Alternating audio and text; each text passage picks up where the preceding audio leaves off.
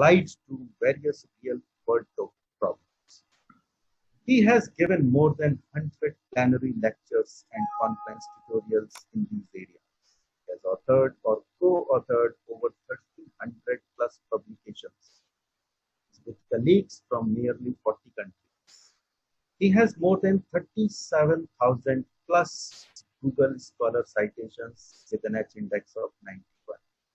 Some of his research works have also won Best Paper Awards at 8-star international conferences. Dr. Abraham is a senior member of the IEEE, the IEEE Computer Society, the Institution of Engineering and Technology UK, and the Institution of Engineers Australia, etc. He serves or has served the editorial board of over 50 international journals. He is the founder of several IEEE-sponsored annual conferences, which now have become annual events. Some of them are Hybrid Intelligent Systems, which is 11 years old now, Intelligent System Design and Applications, which is also 11 years old, Information Assurance and Security, 7 years old now, Next Generation Web Services Practices, 7 years old, Computational Aspects of Social Networks, 3 years old, Soft Computing and Pattern Recognition, again 3 years old, and Nature and Biologically Inspired Computing, 3 years old. Besides a university professor, currently he is also the director of Machine Intelligence Research Labs, which has members from 100 plus countries. Since 2008, he is the chair of IEEE Systems Man and Cybernetics Society Technical Committee on Soft Computing and a distinguished speaker of IEEE Computer Society representing Europe. He has research expertise in machine intelligence, soft computing, neural networks, fuzzy systems, data mining, global optimization, and multi-agent systems, etc. His domain experience includes information security, web intelligence, web services, financial modeling, scheduling, etc. If you are interested, my friends, in knowing more about him, you have to visit the following web pages: www.softcomputing.net and www.mirlabs.org. So today, as you can see, he is with us and he is going to share his thoughts on Industry 4.0, role of data sciences and AI. With this, may I now request Dr. Ajith kindly address the audience. Please welcome, sir.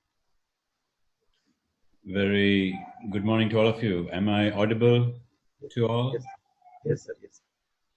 Very good morning. Thank you so much for this opportunity to address this faculty development program, which is very timely during this crisis we are going through. And today I'm going to give you a quick walkthrough about a new academic jargon which is slowly getting popular all over the world. The title Industry 4.0 or the Fourth Industrial Revolution. It is actually a major topic. It covers almost all the major scientific areas from robotics, augmented realities,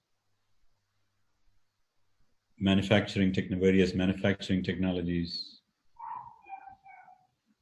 computational aspects from high performance computing, cloud, etc., to the data analytics part, big data, AI.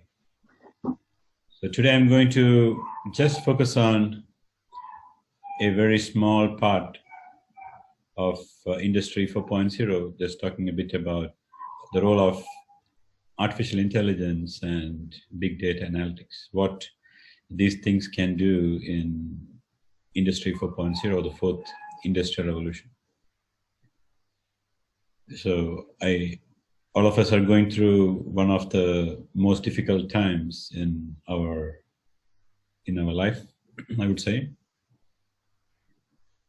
Before, I would say I used to start my talk, Industry 4 has changed the way we live, but nowadays I usually start my talk telling about COVID-19, which has really changed almost everything from educational aspects to economics to basically almost anything we can imagine. But on one side, if you look at, from a positive side, especially for academics and those who are working in research, this is like a golden period to focus on some very good projects, publications, and you can turn this time to make this a valuable time to increase the productivity. Since I'm the editor-in-chief of a big journal in AI, I compare, the massive change. For example, last year, this time we used to get number of papers, and if you compare with the volume, there is almost like 50% surge in the volume of publications, which really means that people are spending more time for research and improving the productivity. So my kind request is to the academic community is try to see this as a positive opportunity, convert that to good research publications, etc., etc. So I always try to see things on a positive side, even though we know that there is no still light at the end of the tunnel. So my idea here is to actually give you a quick introduction. What is this huge topic about? And then since the topic is very big, I guess we will have to have more like interactive sessions. So once I finish the talk, we can actually have an interactive session where I will be able to answer more in-depth questions, since I am sure that all of you are coming from various backgrounds. So my talk is also more generic. I'm not going into deep into any major technologies, no equations, no mathematics, no algorithms, no codes. So basically anyone can follow my talk. So I will give you a quick introduction about Industry 4.0, then followed by data sciences and so-called AI or intelligent computing, what it can do in Industry 4.0. Then I will also present some of our own work in this area of computational intelligence or artificial intelligence, which we have developed during the last almost 20 years. Finally, some conclusions. So for those who are very new to the terminology, fourth industrial revolution.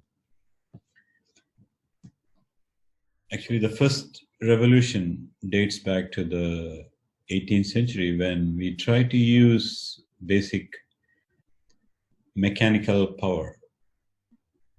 Basically from water and steam, we try to mechanize some very simple machines. For example, turning wheel. By using water, you can imagine you have some agricultural fields and transferring water from one field to another field. Basically, very simple things like that.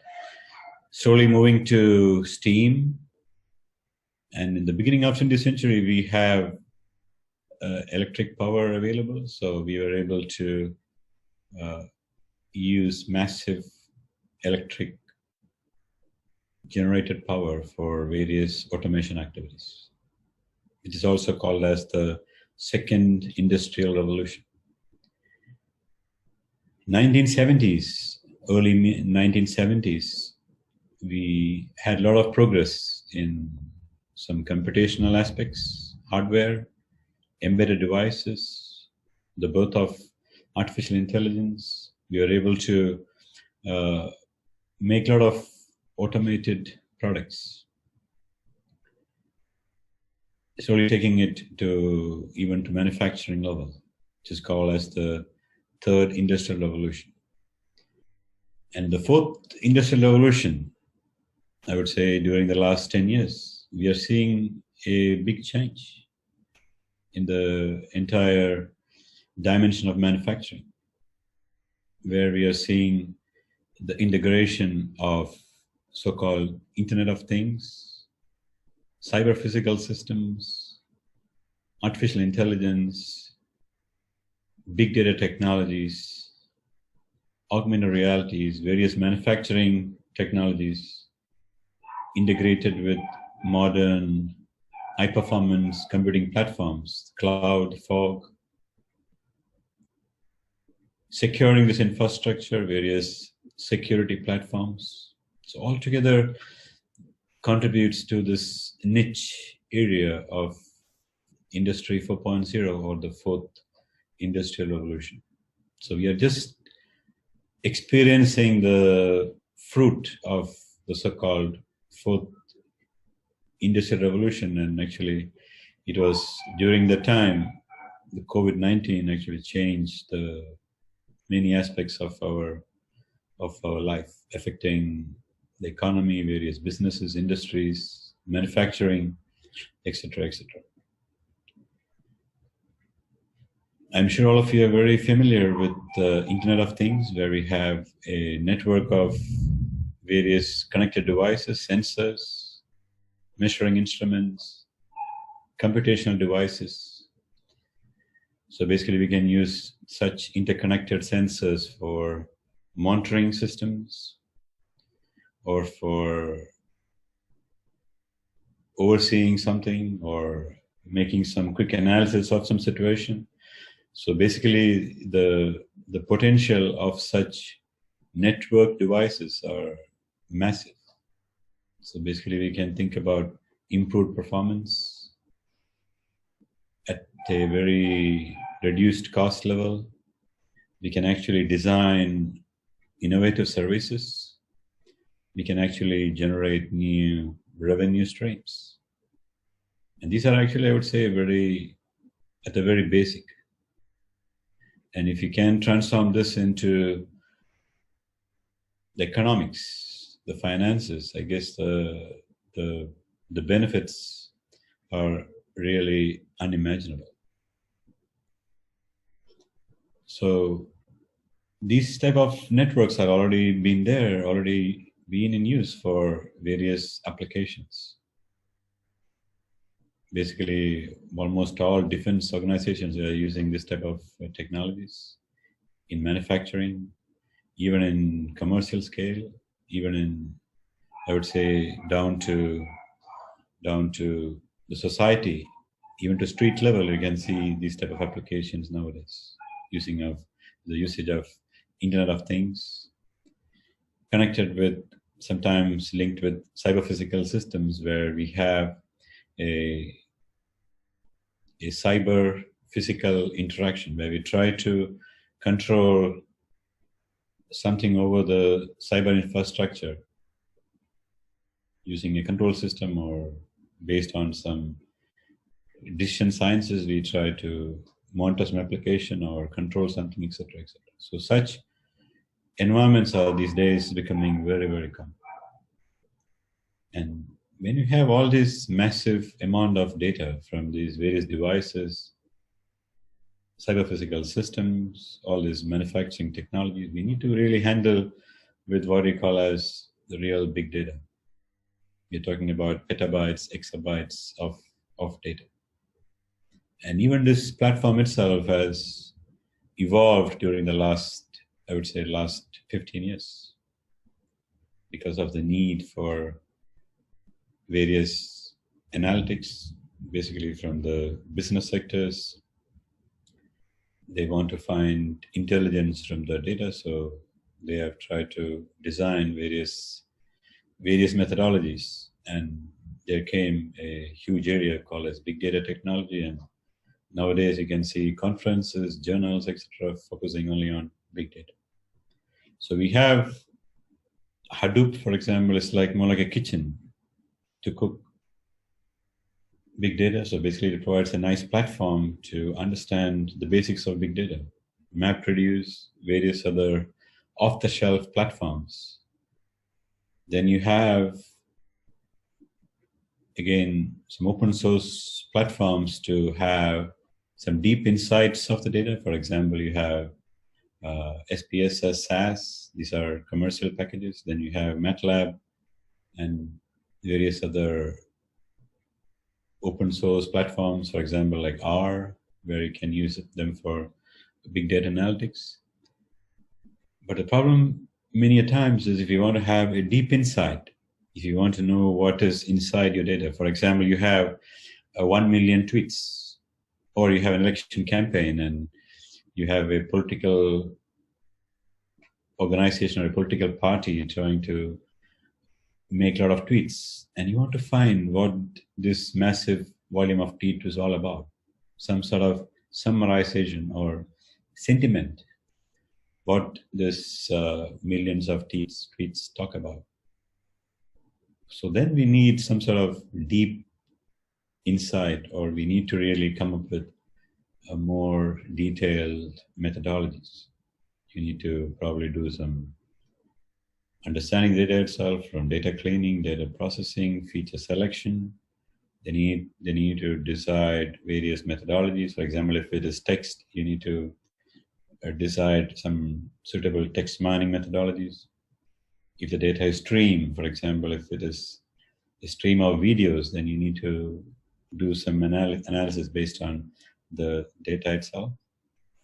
So basically, you can see there are a lot of challenges when it comes to real massive volume of data, and especially when it comes from various environments. So big data technology itself, as I mentioned, there are a lot of challenges. For example, you have to deal with data which is coming at a very high speed, velocity. Sometimes you have variety, sometimes you might have to deal with videos, various multimedia formats, you have HTML, you have all this numerical, you have instruments. So basically, you deal with all these various types of data. So from a business intelligence point, or from an AI point of view, what we call is finding intelligence from the data is almost like finding patterns. So if I can find some pattern in a data, which that really means that we are able to find some intelligence. For example, if I have sales volume of a company, and if I can find some patterns of my customers buying products, which my competitor doesn't know, means I can design my manufacturing and sell those products in the best possible way. So that is called as business intelligence. So basically, finding those unknown patterns, that is actually what we are dealing with. We are trying to deal with AI. If you look at the sky, if you can say that, will it rain, which others cannot say, then definitely imagine a model. If you're a model like that will be very successful. So there are also different types of patterns. Some patterns are very structured. For example, you have iris, you have fingerprints, you have signatures, you have voice, you have face, you have gesture patterns, you have gait patterns, like how a person walks. So there are different types of patterns, and we can make use of these patterns and try to develop various methodologies. So for example, here you are seeing a list of number plates, a sample set of number plates from various states in the US. So if you look at these plates, they look like very similar. They have a pattern. You can see some state name, then you have like a 6-digit number for each state, and you can easily use some basic segmentation, extraction, recognition. You can easily use some very simple AI methods, and you can easily recognize the license plates. It's very easy. For example, if you have such a system in your home, or probably in a university, probably your barrier can automatically raise. Probably you don't have to press a button. So the barrier can raise automatically based on the arrival of a car. And imagine if you have thousands of cars, you can actually replace certain manpower, and probably this may be more efficient than humans, because this can work 24/7 without much efforts. So such simple systems are already in practice in various applications. So typically what you do in machine learning or artificial intelligence is we try to get some representation of the problem, or we try to get the data related to the problem. And then we try to build a model. So initially we try to train the model. And then once we train the model, we try to save the model. And then we test it using various test cases. So we try to train the model. Before that, we need to sometimes do some data cleaning. We need to make sure that data is very clean, doesn't have much noise. Sometimes we need to look into correlation aspects. They need to find the right features. Some features may not contribute to the results, so we need to find those right features. And then we try to use the model, train the model, we save the model, and then we use what is called as test data, which is not seen or used during the training phase. And then we see the results, how good the results are. Whether the test results are compatible with the training results. For example, if the test results are very high compared to the training result, which really means that the methodology is not working very well because it has not generalized. On the other hand, if the test results are very low compared to training results, it might depend. Probably we might have covered the entire domain or the problem domain too much, and algorithm is working very well. Or on the other hand, it could be also a problem with memorization. The methodology has memorized the entire domain, but if you show it, in a something different way, probably the method might not work very well. So we need to actually take a lot of care when we build the training model as well as when we test, and then we try to iterate or we try to fine-tune the performance. So many times we also need to find a good set of features.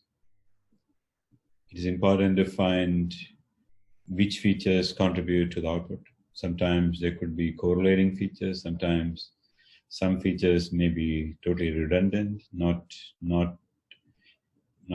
causing much value. Sometimes some features may not be complete. Sometimes you could have invariant features. So sometimes you also deal with what is called as curse of dimensionality, especially when you have thousands of features. For example, like genome data where we have thousands of features, then we need to really design a method such that you try to get only the minimum number of features so that it can work in practice. Another problem which we often come across when you design a model is dealing with complexity.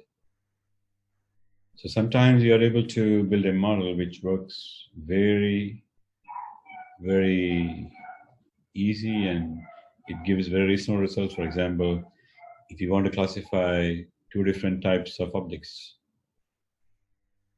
it is more like drawing a straight line, or y is equals mx plus c, or high school mathematics. But sometimes you cannot simply draw a line because the separation is not so easy. You might have to really build some models so that it can categorize them into two classes in the best possible way. So it is always favorable to use a model that is the least complex. So if you have two models and one is very simple and you have another model which is very complex, then it's always favorable to choose the simplest model so that you are able to explain the results, why you got the results or why you didn't get the good results or why it didn't perform, etc., etc. So the more complex the model is, you might find difficult to give proper reasoning for the performance, for the poor performance, etc., etc. There is actually a some nice theory behind this, how to select suitable models, etc. So for those who are new to this whole field, actually we can see the whole problem domain from three different perspectives. One is function approximation. For example, regression. Given today's, for example, I mean, nowadays a very good problem which you are facing every day is the spread of COVID-19. So given the spread during the last 3 weeks, and based on today's number of cases, what will be the predicted number of cases for tomorrow and for the next 1 week? Simple regression model. Classification, whether we can categorize into two categories. For example, if you have a COVID patient's X-ray and a non-COVID patient's X-ray, and then if you compare them, whether we can categorize them into COVID patient and non-COVID patient. Lung X-ray, which is actually a very common way to detect COVID patients these days.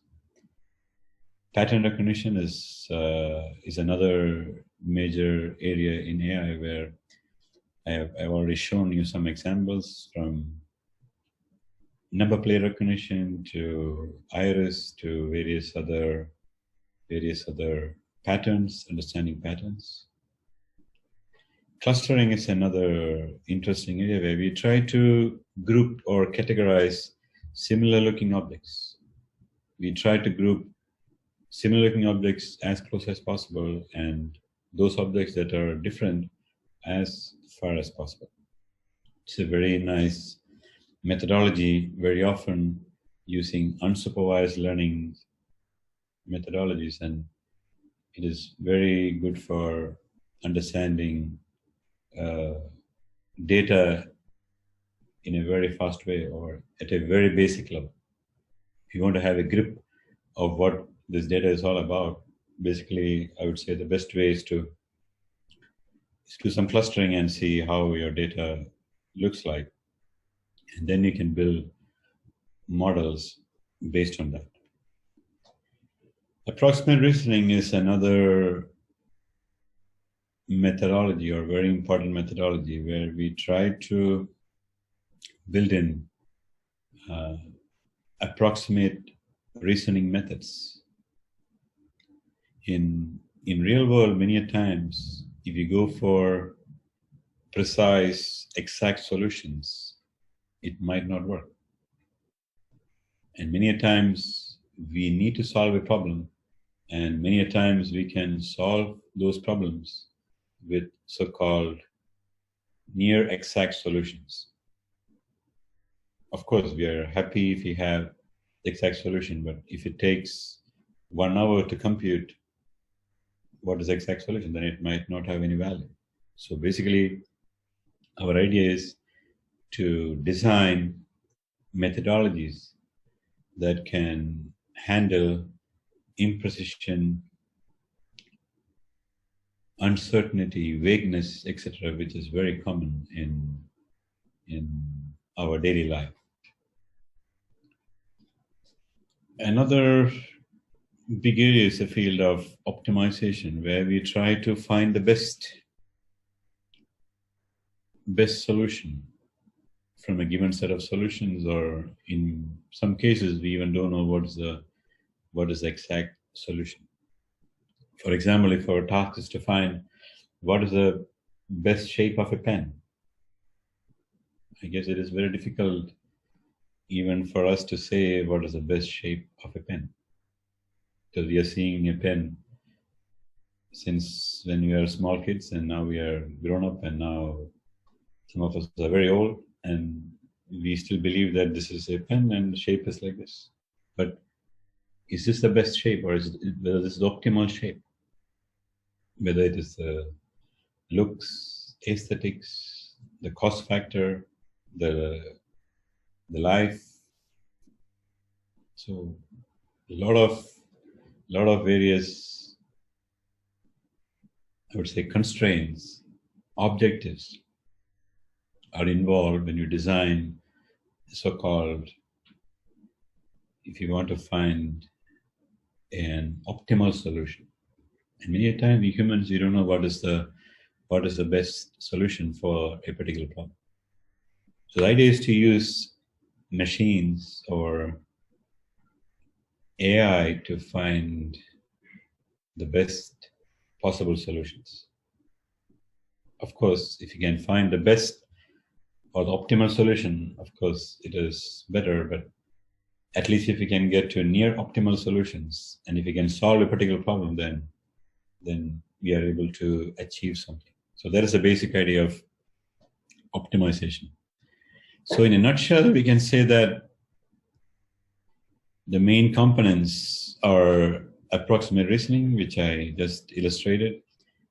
And you can think about various probabilistic models based on historical data. For example, if we can easily put rules like, for example, if there is cloud in the north direction and if there is cold wind coming from this direction, there is a probability that it might rain. Right? It is more like, we simply found this based on experience. So probability is a very useful tool, especially for very, very small problems or solving very, very practical situations. Fuzzy logic, RACSAD, used to model uncertainty, tolerance, fault tolerance, imprecision, vagueness, etc. Neural networks is very, and those sort of methodologies are highly used for function approximation, regression, classification, pattern recognition. Evolutionary algorithms are a class of algorithms used to find optimal solutions. If you want to find optimal solutions, we can use evolutionary methods. So basically, you can see with these blocks, we can actually solve a wide range of problems faced in various applications. So optimization, like I mentioned earlier, is more like a fundamental tool for finding the best solutions for a given problem, whether it is finding the best shape of a valve, or whether you want to design the shape of an aeroplane wing, whether you want to design the shape of a car, whether you want to find the best shape of a pen, or whether you want to tune some parameters of a controller. So basically, all these are done using the so-called global optimization algorithms. And recently, a modern trend is to use what is called as meta-heuristics, where we try to borrow ideas from nature, or we call as nature-inspired meta-heuristics. So Mother Nature has a very nice way for solving practical problems. So the same way we try to mimic what is happening in nature to mimic and use those methodologies for solving some of our practical problems. For example, if you look at the sky, you can see a group of migratory birds. They might be coming from some other parts of the world, traversing various forests, states, countries, and even going to another continent. And after some time, they return back to their homeland. So they basically follow some trajectory. And if you look at these groups, there are no distinctive leaders. Basically, there is a flock, and they have some intersocial communication and some sort of indirect information exchange. So basically they all follow together some way, and then they try to manage and traverse, for example, they traverse all the way from Siberia to India, for example, a good example. Imagine the amount of distance and the various challenges they might be facing along the route. So you can imagine if you can implement that, a group of robots, and they are trying to go to a street on fire, or a building on fire. So imagine if they can communicate each other, and if they can rescue those valuable goods, or if they can rescue people in danger or assist firefighters, just to give you an example. So these type of models are being used in solving several practical applications. So the entire field comes in the umbrella of meta-heuristic, and evolution algorithm is sort of one popular algorithm which is based on Darwin's theory of natural selection. Okay, the idea is, fitter the parents are, they will get the opportunity to find food, and they will produce the best offsprings. Usually offsprings are better than the parents. And we try to mimic this in a artificial way, where we try to have potential solutions to a particular problem, and then we try to use some operators like crossover mutation to change these solutions, get the next generation, and you keep on doing this until we get the next generation of solutions, and repeat this process until we get the so-called optimal, or sort of the best solution which satisfies our need, or it could solve some practical problem. So one popular method in the field of machine learning, or AI, is the field of artificial neural networks. Almost close to 70 years old, since we had the first neuron and the perceptron learning rule, giving rise to multi-layered perceptron. Then we had the backpropagation, etc., and several other complicated learning methods. So the basic idea is to mimic the mammalian way of learning from examples. So we humans, for example, we can learn from examples, and we can also generalize. Over time, we are able to understand the problem domain very well, and we can actually make wonderful decisions. So we are trying to mimic this in a very artificial way, and we call it as artificial neural network. Like I mentioned, there are probably more than 100 different types of networks and learning methods. And the recent trend is to use what is called as deep learning methods to improve the performance of traditional neural network learning methods. So basically what we do is we try to present a set of features, and then we try to get what is called as a class. So for example, we want to categorize them into two classes. So we have inputs, outputs, and the idea is present these inputs, and then you make the network learn such that it produces the correct class.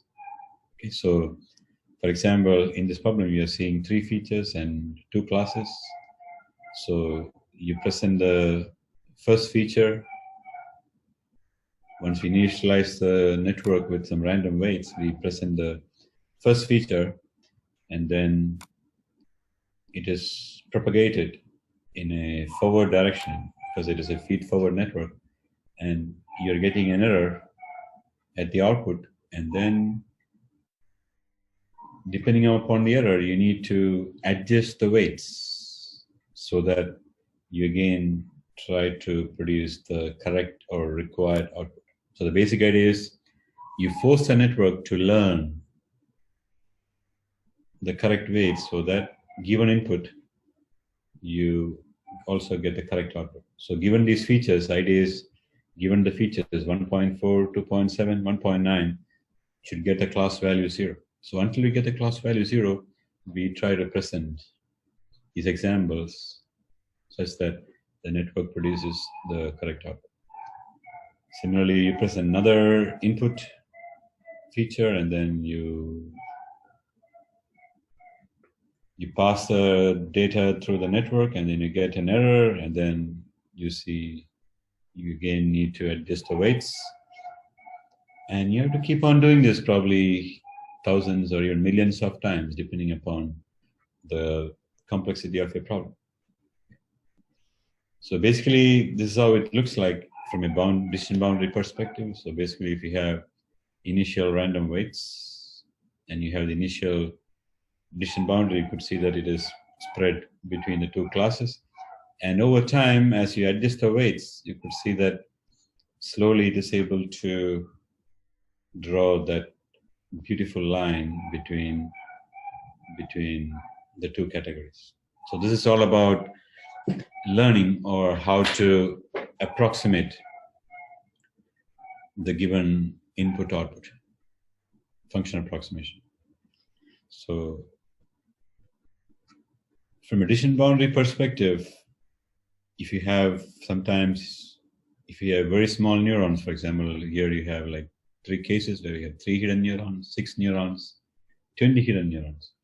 So if you have 3 hidden neurons, you could see that the decision boundary is sort of very, very, very simple. If you have 6, you could see that decision boundary is a bit more complex. And if you have 20, you could see on the extreme right, it looks more complicated. So by adding more neurons, sometimes you are able to make a very complex decision boundary. Okay, less is more. You might not be able to categorize complex data, but when you have more hidden neurons, you might be able to categorize them more accurately. And the problem starts getting complicated when you have a lot of features.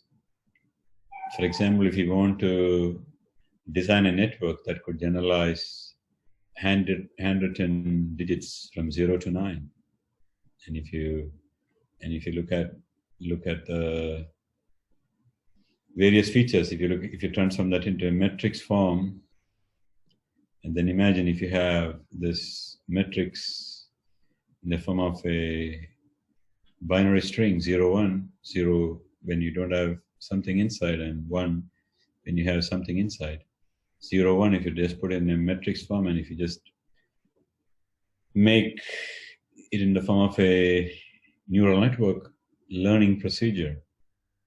And I just want to give you a quick introduction to deep learning, what deep learning does in this case. So there are several hidden layers which tries to learn what is called as high-level features. For example, we humans, we can understand people or understand objects or understand even problems based on high-level features. For example, if I see someone walking, even if I see the person from a side, I could still understand that it is him or her. So I have some understanding of some high-level features. Similarly, if you see an object, probably you don't have to see the whole object, but just a small fraction of the object, you can still make out that it is that object. So we are able to understand high-level features, and a very similar idea, we are trying to mimic this using what is called as several layers. So there are some neurons which are focusing on certain aspects of the input. For example, some neurons may be learning only those horizontal lines. Some neurons may be learning only those which has dark area in the top left corner, because this is a hand-written digital number. So basically, some neurons are focusing on some areas. Some neurons are focusing on vertical lines, some are focusing on horizontal lines, some are focusing on small circles, and how it is positioned within the digit. And if you put them together, high-level features, if they put them together, then basically what you're getting is a beautiful neural network trained using deep learning method. So basically we try to train the first layer, then it is transformed to second layer, third layer, and finally the output is presented to the final layer. So it's a very simple method, and each of these layers is trained to be an autoencoder. So basically what it means is it tries to learn high-level features from the previous layer. So basically it is forced to learn high-level features from the previous layer.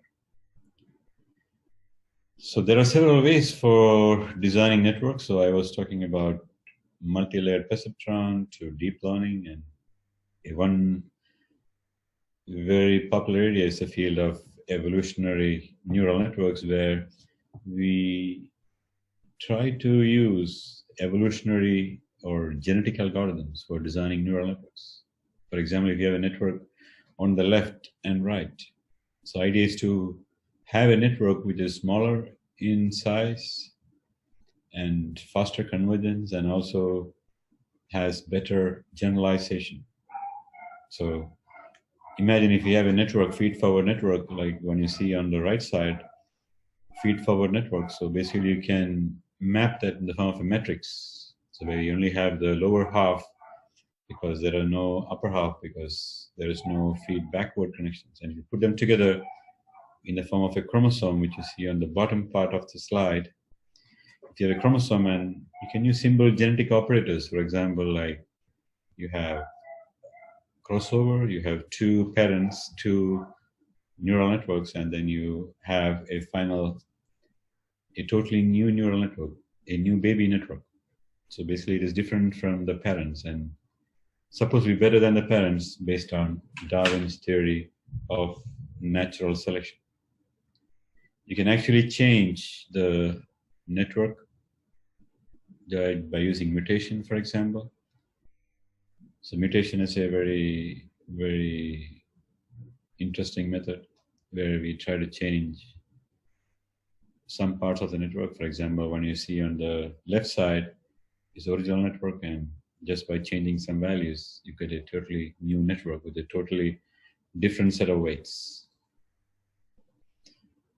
So there are several ways, like I mentioned earlier, and one method which we focused on was using the concept of flexible neural trees, where we try to provide only predefined instruction operator sets, and then we try to have what is called as a flexible tree model. So basically this model can do feature selection, and it can actually use different activation functions at different nodes, and basically it is able to design the entire network using some automated method. So basically it is a version of genetic programming where we try to use tree representation for designing such networks. So basically, if you give what is called as an instruction set, for example, +2, +3, +4, +5, and then you have the terminal set x1, x2, x3, what it really means is the instruction set +2 means it can take 2 instructions, +2. So basically, it can select variables from x1 to x3. Similarly, we can have like instruction +6 means it can take 6 instructions, and it can take. So you can imagine just by changing the instruction set or the value of the instruction, you can actually explore the search space more efficiently in a much faster scale. So that is the basic idea of using flexible trees. So I'll skip some of the details because you can easily find them from some papers. So basically, I just want to give you some samples from some of our results. For example, here you have two cases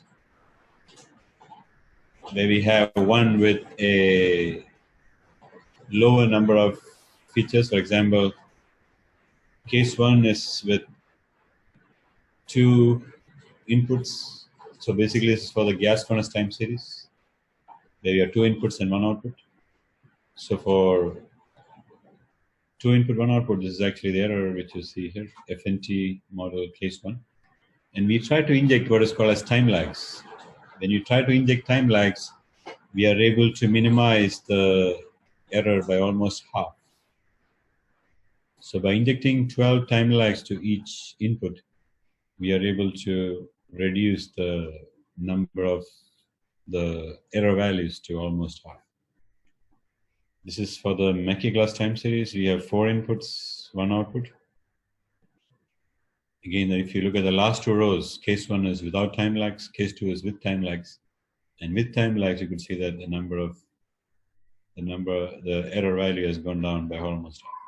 So basically what I want to tell here is by having time lag, sometimes it can also help to improve the performance. Intrusion detection is another popular benchmark. So yeah, it has 41 features, and in many cases you just need only like 8 to 10 features depending upon the classes, and you can get almost like 99.19, 98.39. You can see the accuracy spreads in various ranges. Okay. Colon cancer, leukemia, these are all, I could say, benchmark data sets. Again, comparison with various other machine learning models. The flexible trees, you could see that it's 97.09% compared to other models. Colon cancer data set, 99.6. You could see the error for various other models.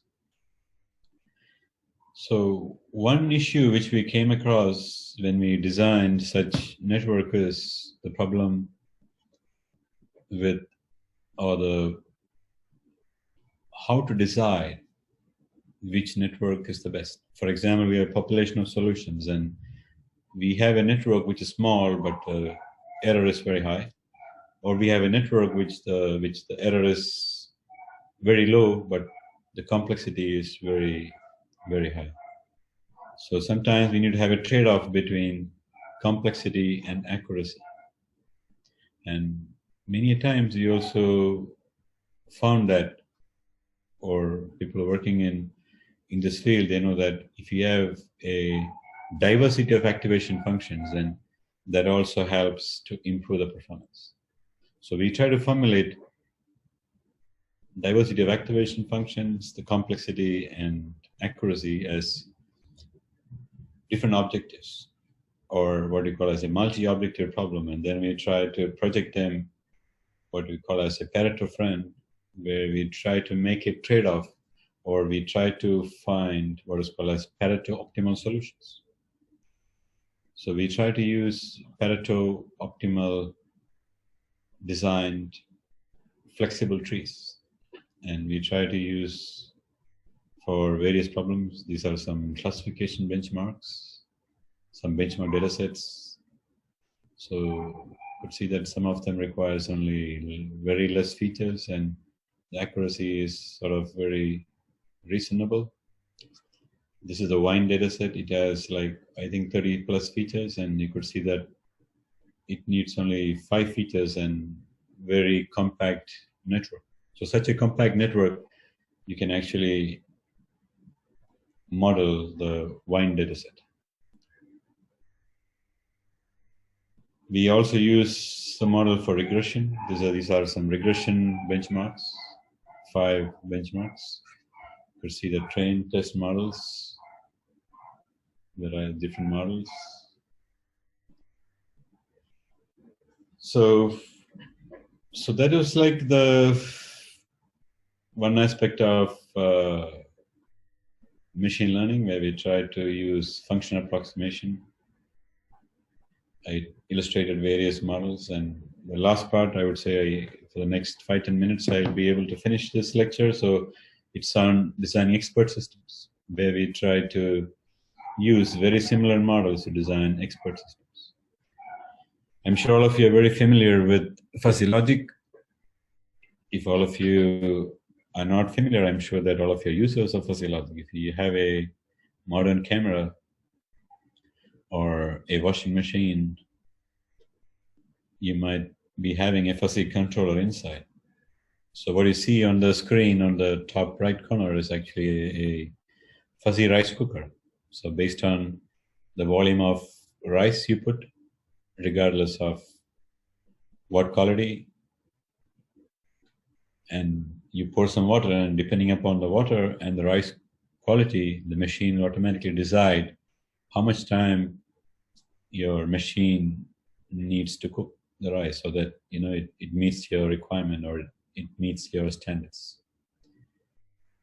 So fuzzy logic is based on the concept of fuzzy sets, fuzzy if-then rules. So if you use Boolean logic, for example, if you want to define a set of old people, for example, if you say a person who is 80 years old, you would say that he is 1. If he's 80, and 79.99, we would say 0 or young, which is not correct. But if you use fuzzy logic, we use the concept of membership function. We say that if someone who is 75, he has a degree of association of 0.9, and someone who is 65, he has a degree of association of 0.5. Or we say that he is 50% old or he is 90% old. Okay, so using such simple methods, we can actually build uncertainty, imprecision, and vagueness into traditional crisp if-then rules and also to traditional expert systems. So if pressure is high, then volume is small. So where we have pressure and volume are fuzzy values, fuzzy variables, and both are fuzzy sets. And there are various types of inference methods. And basically anyone who wants to know about this, you can actually simply search literature and you can find tons of tutorial materials, textbooks, reference books. So I'm not going into detail. So basically, once we want to design expert system, you need to decide the relevant input-output variables, which fuzzy inference method you would use, the number of linguistic terms we would use for each variable, how we will decide or how you will design these rules. And if you go one step down, you need to decide the number of membership functions per input variable, how you will build the role, the knowledge base, finally fine-tuning the membership function parameters and various other parameters. So one popular method is to use what is called as neurofuzzy methods, where we try to use neural network type learning methods to learn fuzzy expert systems. So where we try to establish an expert system in the form of a network, and then we try to use conventional backpropagation method or another approximation method to learn the various parameters in that expert system.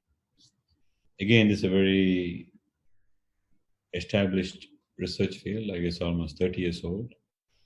So I just want to give you a flavor of what neurofuzzy systems could do. For example, this is for the Mackey glass time series. So if you look at the y-axis, the bottom one is the neurofuzzy inference system. And if you compare the neural network, you could see that error is almost 1/3. Okay, a neurofuzzy system produces 1/3 error compared to an artificial neural network trained using backpropagation algorithm. So there is neurofuzzy. There is also another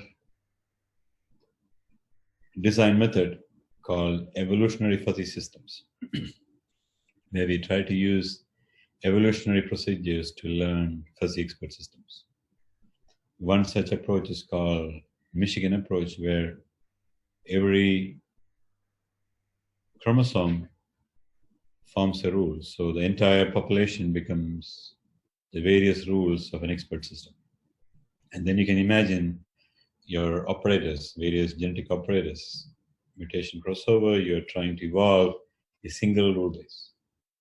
In the Pittsburgh approach, every chromosome represents an expert system itself. So you can imagine a population of expert systems. So mutation and crossover creates entirely new sets of expert systems, very different from Michigan approach. In the case of iterative rule learning, we try to start with a small rule base, for example, like Michigan approach, and then we try to add new rules depending upon the requirement of the output. And sometimes we prune the rules, or we try to delete those rules which are not contributing. We try to adapt and learn depending upon the output requirement. Okay, so all these are, I would say, very popular learning method. So just to give you a flavor, if you want to compare with a neural network and a evolutionary fuzzy system, you could see that neural network is on the bottom, 0.0047, and an evolutionary fuzzy system, you could see that error is 0.0008. You could see the difference. So even compared to a neuro fuzzy system, ANFIS, you can see the error is 0.0017. So for evolutionary fuzzy system, the error is almost half. So you're able to optimize the rule base and the parameters to such a level that we're almost getting what is called as global optimal solution. So we try to use a very similar approach, like the flexible tree approach, for designing an expert system. So where we try to break the rule bases into small rule bases, and somehow we try to interconnect them, and we try to make this design procedure very similar to the flexible neural tree approach. And for those who work in fuzzy expert system, we know that once we go above some number of input variables, we have the problem of curse of dimensionality. We cannot really understand the performance of the system because of various issues. So somehow we need to minimize the number of features to design a fuzzy expert system in such case. So the idea is to break down these rule bases into small rule bases and somehow try to interconnect them. So imagine if you have 4 input variables, x1, x2, x3, x4. So you can imagine you can break the rule base like this, or like B on the top right, or C bottom left, and D bottom right. And imagine if you have x1 to x100, or x1 to x1000, 1000 variables, and imagine the various ways of interconnecting them. So it brings a very big challenge to design such an optimal model. So basically we try to use a very similar model like I mentioned earlier, the flexible approach where we just need to press an instruction set, +2, +3, and the variables x1, x2, x3, x4, and then the algorithm automatically constructs what is called as trees, which is mapped to so-called expert systems. So I will skip some of these basic results. So this is what iris data. So basically it has 4 features. So during 10 runs, you could see that sometimes it requires only three features. So here if you see that the 3rd run, you could see that it needs 3 features and almost 100% accuracy. And here also we have this very similar problem. We have a smaller tree, which is sort of very compact, but probably error is very high, or a bigger tree, which is more complex, but error is very low. For the wine data, it has 13 plus features. So sometimes you see it requires only 5 features and accuracy is almost 100%. Sometimes it requires only 4, 99.4%. So you could see that, again, a trade-off, a smaller model or a bigger model. A small model which is very, very compact, or a bigger model which is very complex. So we need to have a trade-off between what is called as complexity and accuracy. A very similar case like I illustrated earlier. So we need to have a trade-off, and then we try to use a very similar approach where we try to use multi-objective design method, and this is actually for a controller, and we also try to explore type 1 and type 2 for these systems. So for single objective type 1, you could see the errors like this, multi-objective type 1, the errors like this. So you could see that when you shifted from single to multi-objective, you could see that error is reduced, and when you switch to type 1 to type 2, you could see the error has again gone down. So if you look at type 1 single objective to type 2 multi-objective, you can see the error is like reduced from 0.0043 to 0.0028. Error has gone down so much. Another example, control system, you could see again type 1, type 2, type 1 on the bottom, type 1 on top, type 2 on the bottom, single multi. So you could see that here not much difference, but if you look at multi-objective type 2 fuzzy, you could see the error is reduced. Okay. A very interesting application where we had like almost like 300 features. So if you have 300 features, designing a fuzzy expert system is sort of out of question, because even if you have two fuzzy sets per input variable, you can imagine 2 raised to 300 rules. So many number of rules, because of dimensionality. So we have to find suitable ways to reduce the number of features. So we try to use the hierarchical method, and you could see that type 1 multi, type 2 multi. So you could see the type 2 multi, you could see the error is reduced to 15.25, and it requires only 4 input variables. So from 300 features, we were able to reduce to 4 features, okay, which is like a very big achievement. So to conclude, I guess Industry 4 provides us a very nice framework to have a nice convergence between cyberspace and physical space. We will enable AI on big data and robots more effective. We are going to see a lot of interplay between various technologies. We're going to see from mass production to things moving to mass customization. There are a lot of challenges. For example, we need to design methods which are fast, produce very good error rate, computationally inexpensive. And many times we also need to decide methodologies which could also understand the data in a much better way. And for many data analytics, data mining problems, the more time you spend to understand the data, you might be able to build a better model and also produce better results.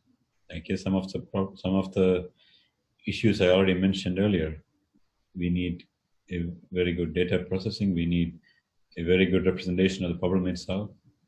Okay, only then we can actually build a very good model. Otherwise, finally, we will have to say that this model doesn't work, or AI or machine learning doesn't work for these type of applications or these type of problems. So basically, the root cause is we are not able to understand the problem itself in depth.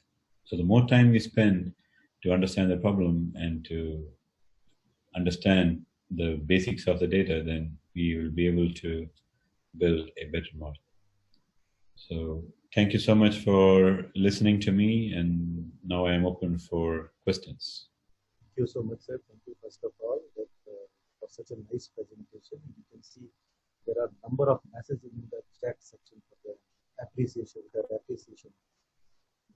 So you were able to cover so many topics with such a great ease that it was very easy to follow the presentation by the participants.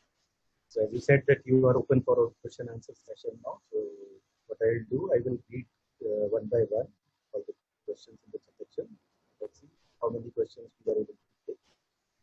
The first question is this possible to optimize the weight and applied to neural? I didn't hear the question very well. Is it possible to optimize the weight?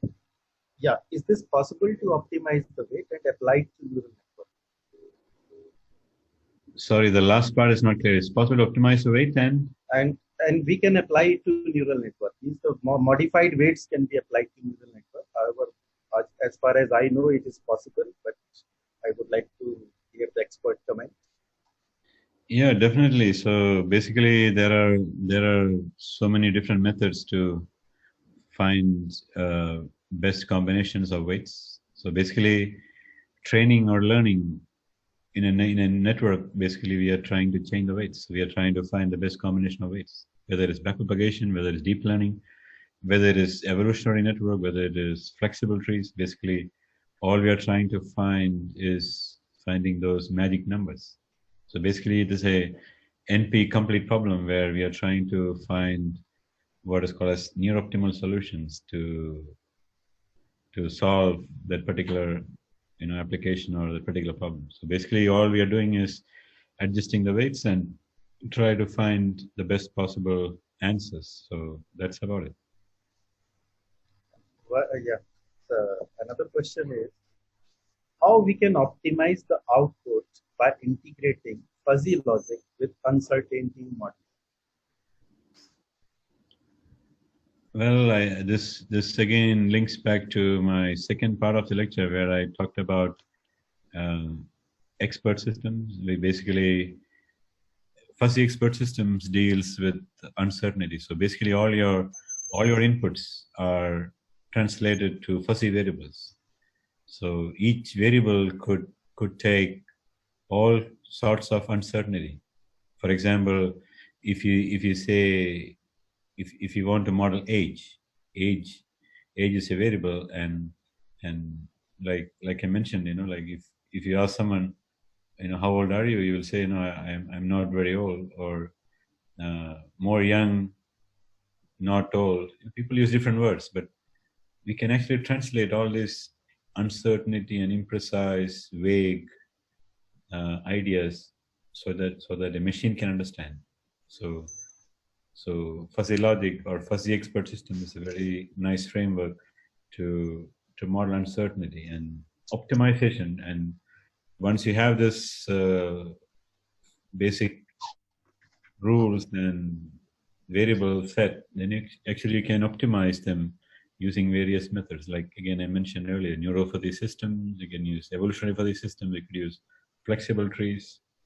So there are various ways for integrating such uncertainty and also find the best values. Yeah, thank you, sir. One of our participants is interested in knowing the difference between infrequent data, outlier data, and anomaly data. Some real examples. So sorry, I forgot. I didn't hear the first one. Outlier and Infrequent, outlier, and anomaly data. Difference amongst these with some real examples. Infrequent data, that is something like probably it is something very different from the other two, outlier or the other one you mentioned. Infrequent just means that it happens only one. For example, like solar eclipse, we know that it comes only once in a time, but it